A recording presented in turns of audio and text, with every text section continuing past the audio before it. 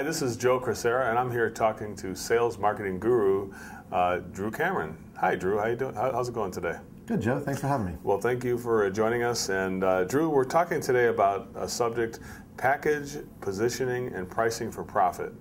This is a subject that you specifically, I've learned a lot from you over the years on this subject. Why is this so important for contractors to understand this material?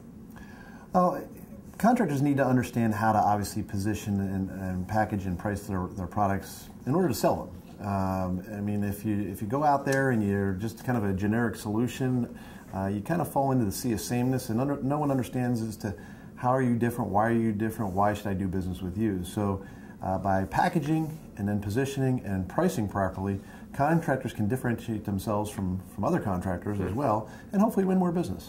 Well, Drew, the issue of pricing seems kind of strange, because don't contractors know how to price their services?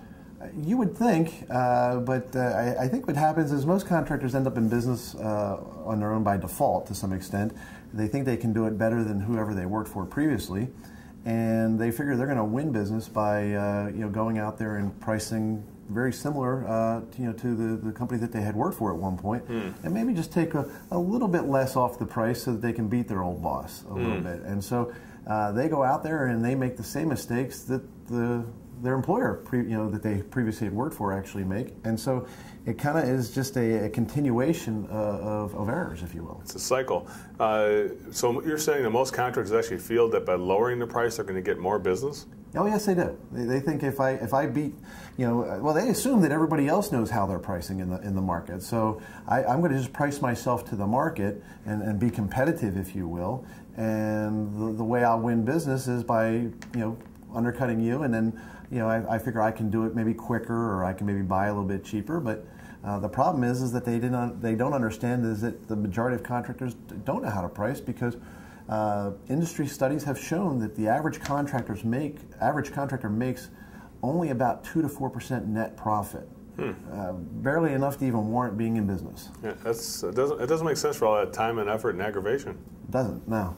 Hey, Drew, looking at this, what mistakes do contractors typically make when they're talking about these positioning and other areas as well? Well, first mistake, as we kind of touched on there briefly, was they typically try to undercut the competition.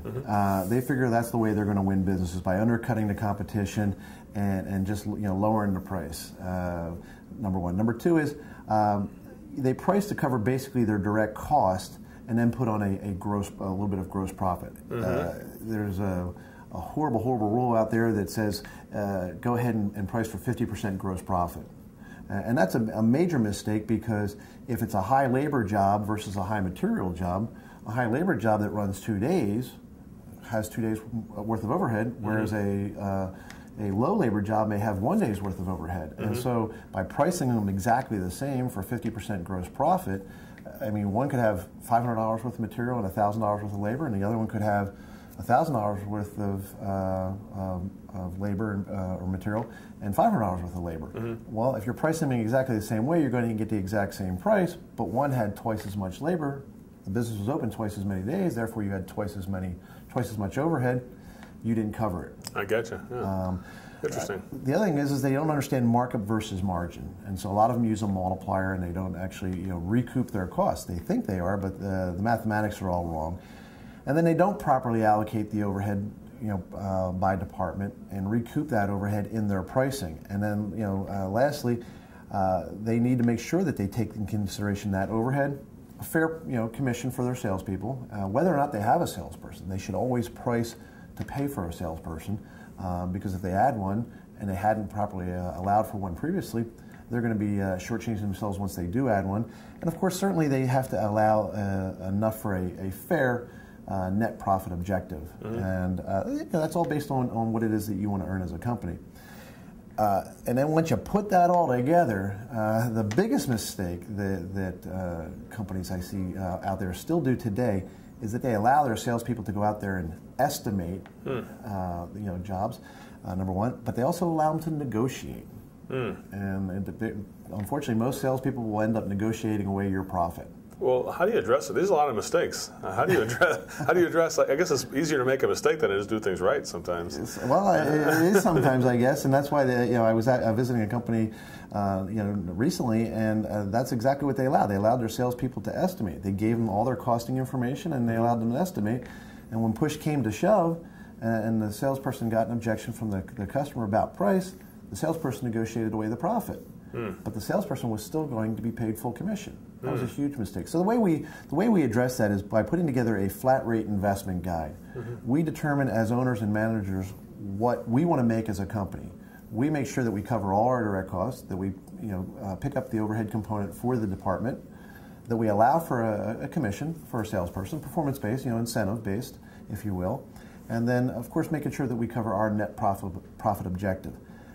The most important thing that does is it allows you to have a menu of pricing that you can lay out in front of a customer, give them some choices with some direction, and you cover your objectives. You take away the negotiating rights of the salesperson to negotiate your price. The price in print is the price. If it could be less, it would be less. And so therefore you make sure that you cover all of that. You do allow your salespeople some functionality to build value. That's a subject for another day, but you don't allow them to negotiate away your profit. Drew, you mentioned packaging. What do you mean by packaging, and why is that so important? Packaging is, if you will, think about it in terms of cars. It's probably the easiest analogy is that when you buy a certain car, American manufacturers, for the most part, they do allow you to pick options, and I mean, you can almost pick every option. But foreign cars are a little different in many cases, in that when you buy a certain level of vehicle, you get a certain package. It comes with certain vehicles. The options come with certain vehicles. So if you want a sunroof, you can't necessarily get that as an option. You actually jump up to a different level model, if you will.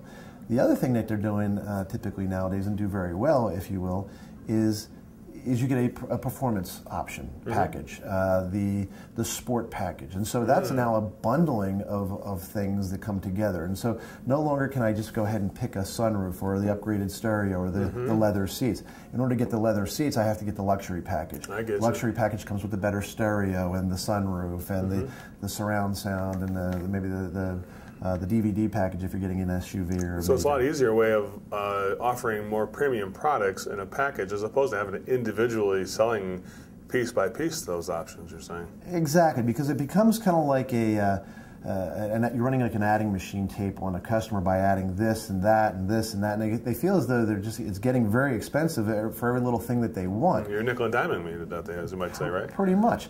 I mean, think about it this way. Everyone knows about add-on sales, if you will, and that's really kind of what we're talking about, is enhancing the value, increasing the package, obviously increasing the ticket, but we're also talking about increasing the value. Well, think about it this way. McDonald's used to, was famous for saying, do you want fries with that? I can't think of the last time I went into a McDonald's and asked, do you want fries with that? They made it pretty easy by offering me about 10 different value meal options now that all include fries.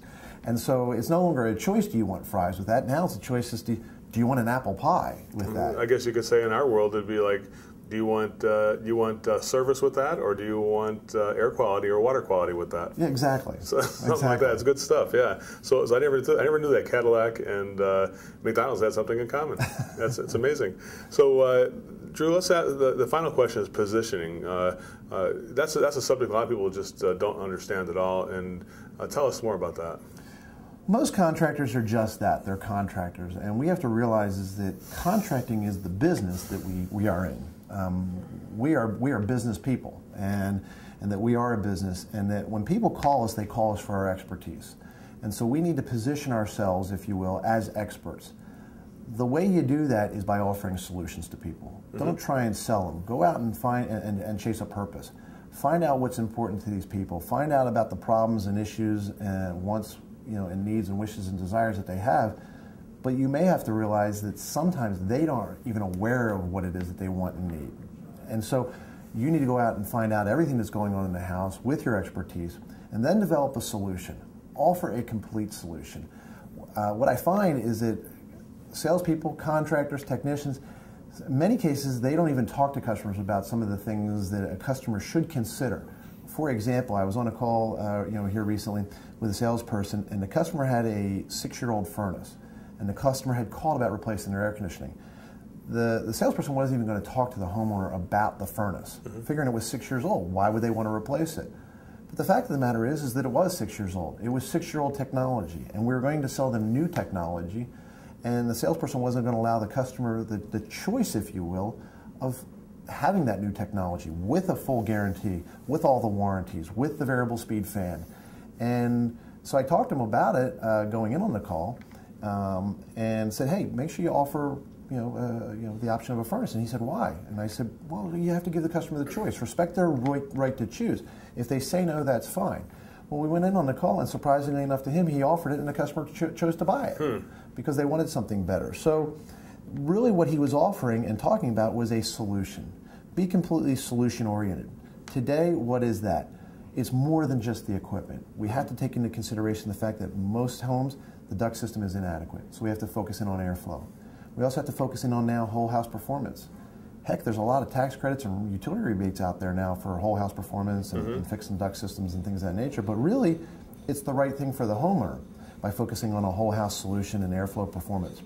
The equipment, what we come to find, is really secondary to offering these airflow fixes and these whole house performance solutions, because you're not going to fix and solve problems, what I'll call comfort compromising, unhealthy air and energy wasting problems by just replacing the equipment. So the equipment is secondary, but by doing this, we completely differentiate ourselves from the competition. We no longer play the same game and go back to what we were talking about earlier, is playing this price game. It's a more complete solution that differentiates us from anybody else. So all the different components of a system are all the different pieces, and it's up to you to position those pieces in a way to succeed for this customer and give them a solution, multiple solutions, so they can make their own choice and don't take away that freedom of choice. That's really really in line with the thinking that we both share on that, Drew. I know that 100%. Any closing thoughts, Drew? I mean, anything that we should haven't thought of yet on this? It's a great subject, and I'm looking forward to hearing more about this in the future from you. Oh, thank you. I think, I guess one last closing thought would be is that when we package and position and price for profit, and we take into consideration all these elements that we talked about here today, what it does is it basically allows you to change the game. And when you change the game, you kind of write the rules. And when you write the rules, you basically win. And so what we're really talking about is not only taking care of customers by chasing that purpose, if you will, there's another P word in there for you, but it's really going to allow us to win more often. And as we talked about, we are businessmen and business ladies, and what we want to do is be in business for profit and win. And so this is what this is going to allow us to do, is win more often. Well, Drew, thanks a lot for the interview, and I appreciate that. And we'll see everybody here on the internet.